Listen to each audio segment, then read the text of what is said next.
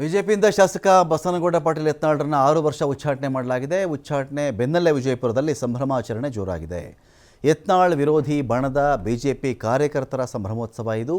ಪಾಲಿಕೆ ಮಾಜಿ ಸದಸ್ಯ ಉಮೇಶ್ ಬಂದಾಲ ನೇತೃತ್ವದಲ್ಲಿ ಸಂಭ್ರಮಾಚರಣೆ ಮಾಡಲಾಗಿದೆ. ಇಲ್ಲಿ ಶಾಹುನಗರದ ಕಾಳಿಕಾದೇವಿ ದೇವಸ್ಥಾನದಲ್ಲಿ ವಿಶೇಷ ಪೂಜೆ ನೆರವೇರಿಸಿದ್ದಾರೆ. ಬಿಜೆಪಿ ಗಂಟಿತ್ತಲ ಕಳಂಕ ತೊಲಗಿತು ಅಂತೇಳಿ ಘೋಷಣೆ ಕೂಗಿದ್ದಾರೆ.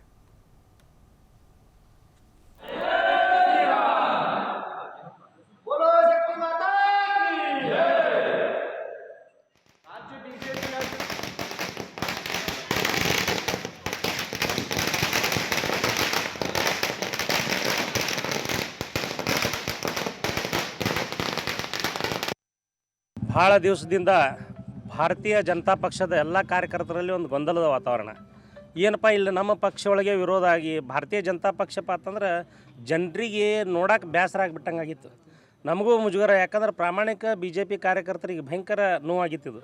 ಯಾಕಂದ್ರೆ ಎಷ್ಟೊಂದು ಜನ ತಮ್ಮ ಜೀವವನ್ನೇ ಕಳ್ಕೊಂಡು ಪಕ್ಷ ಕಟ್ಟ್ಯಾರ, ಎಷ್ಟೊಂದು ಜನ ತಮ್ಮ ಕೇಸ್ ಹಾಕ್ಕೊಂಡು ಏನೇನೋ ಮಾಡ್ಯಾರ.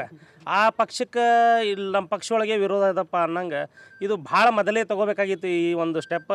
ಅದರ ಭಾಳ ತಡವಾಗಿ ತೊಗೊಂಡ್ರು ಕೂಡ ಬೈದು ಸಾಕು ಮಾಡಿಟ್ಟಿದ್ರು ಬಸವನವ್ರಿಗೆ. ಇವತ್ತು ಉಚ್ಚಾಟನೆ ಮಾಡೋದು ಭಾಳ ಖುಷಿ ತಂದೈತೆ ನಮ್ಮ ಬಿಜಾಪುರ ಮಂದಿಗೆ. ಪಟಾಕಿ ಹಚ್ಚಿ ಸ್ವೀಟ್ ತಿನ್ಸು.